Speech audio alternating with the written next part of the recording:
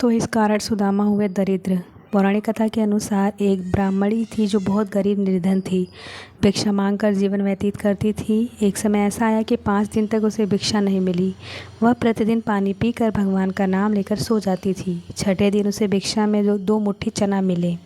कुटिया में पहुँचते पहुँचते रात हो गई। ब्राह्मणी ने सोचा, अब ये चने रात में नहीं खाऊंगी, सुबह भगवान को भोग लगाकर फिर खाऊंगी।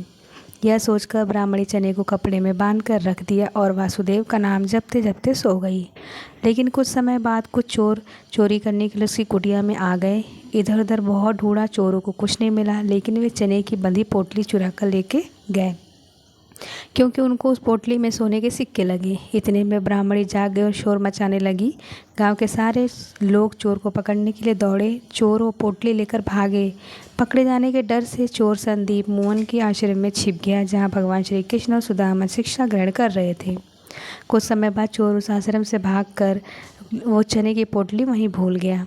इधर भूख से व्याकुल ब्राह्मणी ने श्राप दे दिया कि मुझ दिनहीन असहारा कि जो भी चने खाएगा वो दरिद्र हो जाएगा।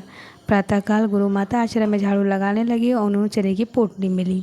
गुरु माता ने पोटली खोली तो देखी तो उसमें चने थे। सुदामा और कृष्ण भगवान जंगल में लकड़ी जाने लगे तो गुरु माता ने वह चने पोटली सुदामा को दे दी और कहा, बेटा ये भूख लगे तो खा लेना।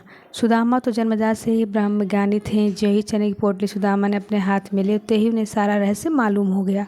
सुदामा जी ने सोचा, गुरु माता ने कहा है कि चने दोनों लोग बराबर बांट के खा लेना, लेकिन ये चने अगर श्री कृष्ण को खिला दिए तो सारी सृष्टि दरिद्र हो जाएगी।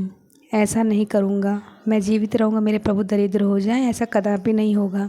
तो इसी बात के डर से सुदामा के सारे चने खा लिए और दरिद्र का श्राप सुदामा जी को स्वयं ले लिया, लेकिन अपने मित्र श्री कृष्ण को एक भी दाना चने का नहीं दिया। ऐसी निभाई सुदामा ने अपनी दोस्ती और खुद ही बन गए गरीब।